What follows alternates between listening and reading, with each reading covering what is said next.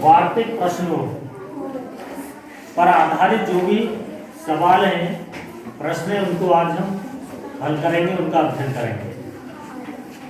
जब भी हम इन प्रश्नों को देखते हैं, इन प्रश्नों का अध्ययन करते हैं, तो उस प्रश्न में दी गई शर्तों का पालन करते हुए सबसे पहले हम समीकरण बनाते हैं और उसके पश्चात उस समीकरण को हल करके हम अज्ञात संख्या को ज्ञात कर लेते हैं और इस प्रकार से संख्या आधारित जो वार्तिक प्रश्न है वो हल हो जाता है।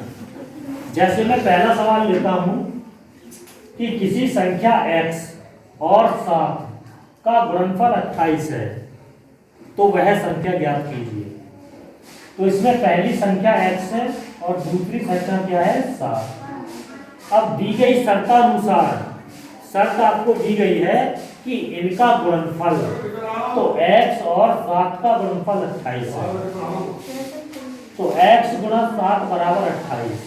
जब हम x का मान ज्ञात करेंगे तो x बराबर 28/7, 7 से 28 को जब हम काटेंगे तो ये कितना 4 था, तो x इक्वल टू कितना हो गया 4।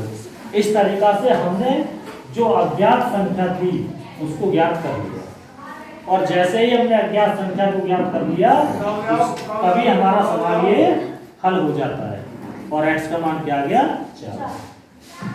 अब इसी तरीका से दूसरा सवाल अगर हम लेते हैं कि यदि एक विषम संख्या क्या है x+1, तो दूसरी क्रमागत विषम संख्या क्या होगी।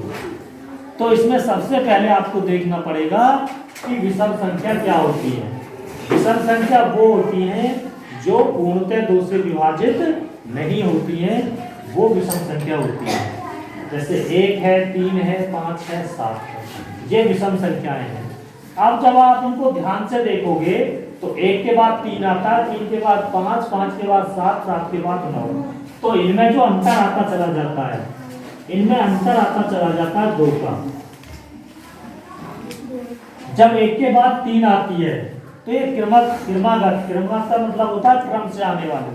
1 के बाद 3 आएगी, जब 3 - 1 करेंगे तो 2, तो अंतर 2 का आया। और 3 के बाद जब 5 आएगी तो 5 - 3 फिर भी अंतर 2 का। तो इसका तात्पर्य हुआ कि विषम संख्याओं के बीच जो अंतर होता है वो 2 का होता है, और वो भी क्रमागत अंतर 2 का होता है।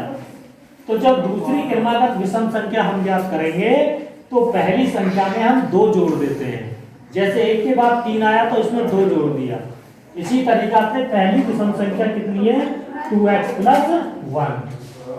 तो जब दूसरी क्रमागत विषम संख्या होगी तो 2x+1+2 = कितना 2x+3, और यही हमारी दूसरी क्रमागत विषम संख्या होगी। और इस तरीका से हम इसका आंसर प्राप्त कर लेते हैं।